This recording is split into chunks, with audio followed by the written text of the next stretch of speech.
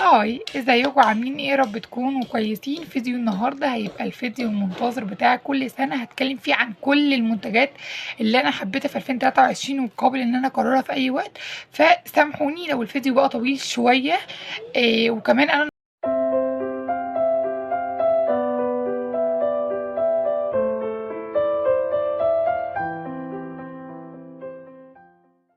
طيب، اول حاجه هنتكلم عنها هي المنتجات بتاعه الشعر.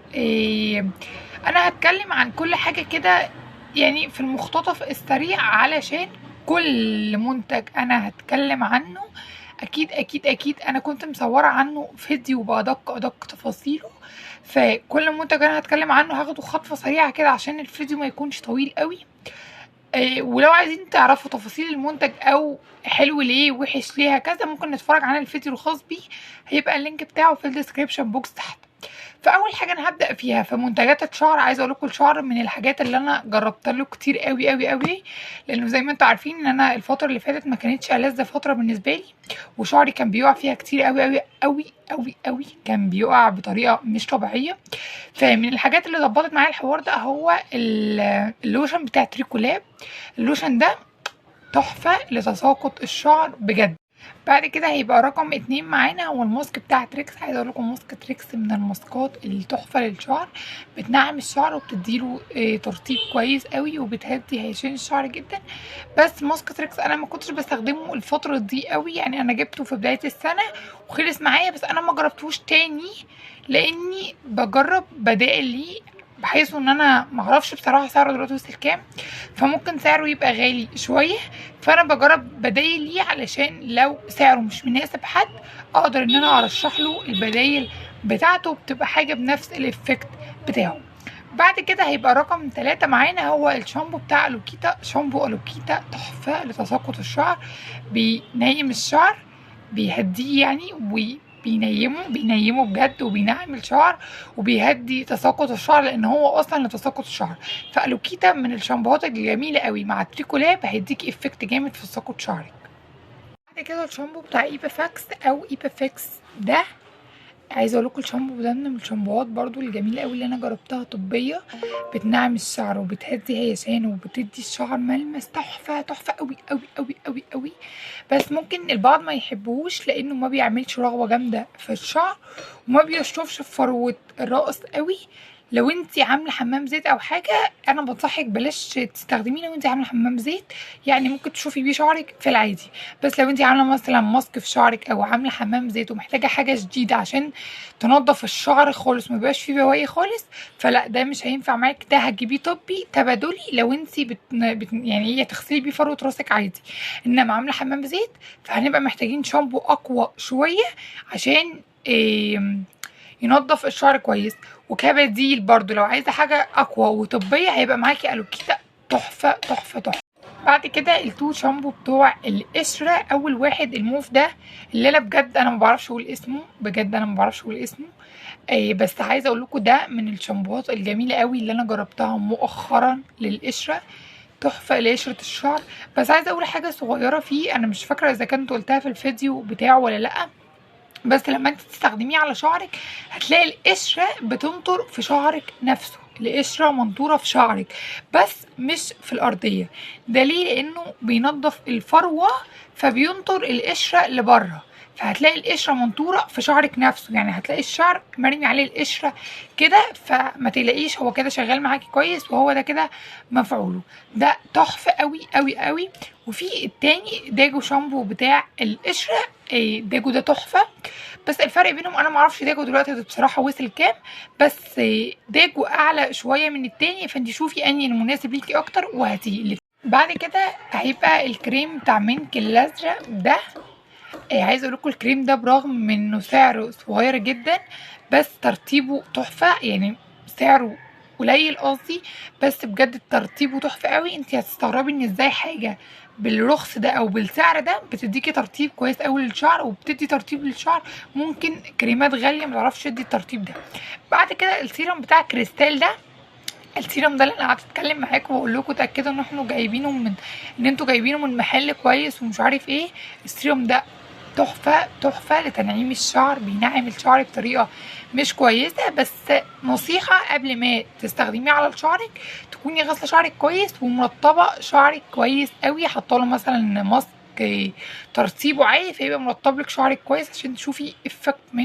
بعد كده الماسك الفرنسي ده، الماسك ده لو تفتكروا انا قعدت اقول لكم عايزين نتاكد انه من محل نظيف، وانا ما كنتش فاكره او ما كنتش متاكده ان هو فعلا فرنسي ولا لا.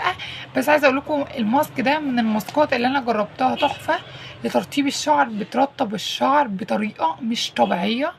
اي حد يلاقي الماسك ده دلوقتي بجد يجيبه ومش هيندم خالص انه جابه، بس يستخدمه ان هو ماسك مش حمام كريم، هو ماسك مش حمام كريم. تحفه تحفه وجميل قوي قوي قوي قوي. دون على الحاجات اللي انا جربتها كتير قوي، ده بجد من الحاجات الجميله قوي. القلم ده من الحاجات الجميله قوي اللي رطبت لي شعري فعلا.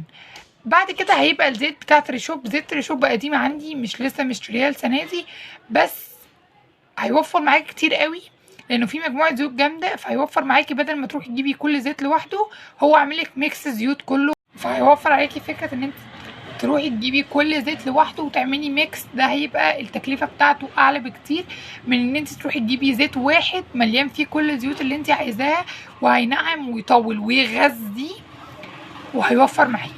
فتريشوب هيبقى من الزيوت الجميله قوي وسعره رخيص جدا جدا مقارنه بالزيوت الغاليه او الزيوت الموجوده دلوقتي. اغلب الحاجات اللي انا بحاول اذكرها معايا في كل فيديو بحاول ان انا اجيب الحاجات الرخيصه او الحاجات اللي سعرها كويس، لان كل حاجه دلوقتي غليت، فانا بحاول اجيب الحاجات اللي سعرها رخيص. حتى لو حاجه عاليه انا اوريدي شغاله ان انا اجرب بدايل ليها عشان احط لكم البدايل ليها، عشان لو محدش هيقدر يجيب الغالي منها. انا بعد كده هنخش على منتجات البشره. اول حاجه طبعا ما ينفعش ننساها هو الغسول بتاع دراكون. غسول دراكون تحفه قوي لو انتي بشره دهنيه مايله للاختلاط او بشره دهنيه مختلطه، فغسول دراكون هيبقى معاك جميل قوي قوي. وبعد دي على طول غسول استرفل اللي هو بالشاي الاخضر، برضو غسول ستارفل هيبقى جميل معاكي. ولو تفتكروا ان انا كنت متكلمه في تفاصيله يعني او في الفيديو بتاعه ان هو بينشف البشره حبه، بس ده الفرق بينهم. بس دول هيبقوا احسن غسولين انت ممكن تستخدميهم سواء انت بشره. بتاع دراكون بتاع التفتيح ماسك دراكون ده تحفه، انا كده بحب احطه على شعري او بحب احطه قصدي على وشي اول لما احس ان انا وشي مرهق وتعبان وبايظ اروح حاطه الماسك ده.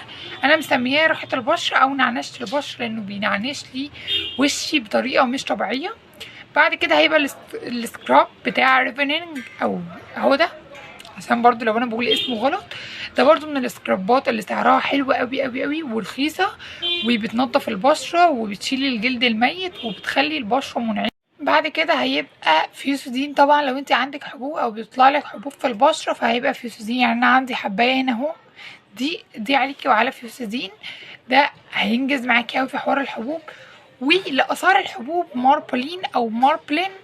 عايزه اقول لكم ماربلين انا يمكن انا بجد ده ما اتكلمتش عنه خالص، بس ده من احسن واظرف والطف الكريمات اللي انت ممكن تستخدميها على بشرتك لاثار الحبوب مقارنه بكل الكريمات. عايزه اقول لكم انا جربت اثار الحبوب ده كريمات كتيره جدا، وكان في اللي بيحرق لي وشي اتحرق قبل كده من كريم وكذا حاجه يعني انا جربتها. فده لا بيحرق البشره لو انت تعرضتي للشمس او عملتي حاجه غلط، ولا بيجيب لك اي حاجه خالص. هو بيهدي لك اثار الحبوب ومع الوقت بيخفيها لك ومن غير ما يسيب لك نتيجه عكسيه او نتيجه سلبيه. بعد كده نخش على المرطبات. ومن المرطبين التحفه اللي انا جربتهم بيبانسين او بيبانساين اللبني. ده تحفه قوي للترطيب. عايزه اقول لكم بيرطب البشره بطريقه مش طبيعيه. برضو لو انت دهنيه مايله للاختلاط او دهنيه مختلطه هو جيل مائي مش كريمي. واللي بعده على طول اللي هو الاخضر بتاع اوليف او اوليفيا ده اهو، ده برضو تحفه بس ده بقى كريمي مش جل. ومهم قوي بين الاتنين، عايزه اقول لكم الاتنين ترطيبهم جامد قوي. انت شوفي ايه اللي ماشي مع بشرتك سواء الكريمي او الجل المائي. وحاجه مهمه قوي لازم تكوني عارفاها تجربي كتير عشان تكوني فاهمه بعد كده بشرتك بتحب الحاجه الجل ولا بتحب الكريم. يعني انا ساعات الكريم لما بتقل قوي على بشرتي بتحبب، فممكن انت تبقى بشرتك ما بتتقبلش الحاجات الكريمي على قد الجل، فلازم تكوني فاهمه البشره بتاعتك بتحب اني اكتر واني اللي بيريحها. والجسم من الحاجات اللي انا ما جربتلوش حاجات كتير قوي، ان هو يدوب شاور مثلا ومرطب، ولو هتعملي سكرابنج ولا حاجه بس كده.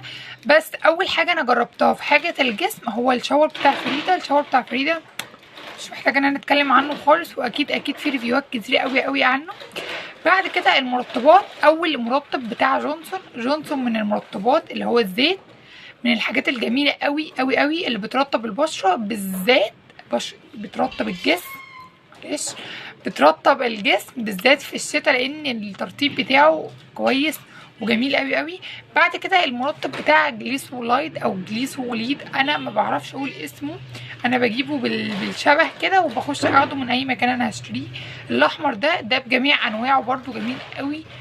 بتاع جليسولايد بتاع الايد ده برده جميل قوي، بينفع معاكي للايد والكوع والركبه، برضو بيرطب حلو قوي. فانا عامه بحب المنتجات. اخر حاجه انا هختم بيها الفيديو هو المزيل العلق او الديودرنت بتاع ستارفل بانواعه كلها.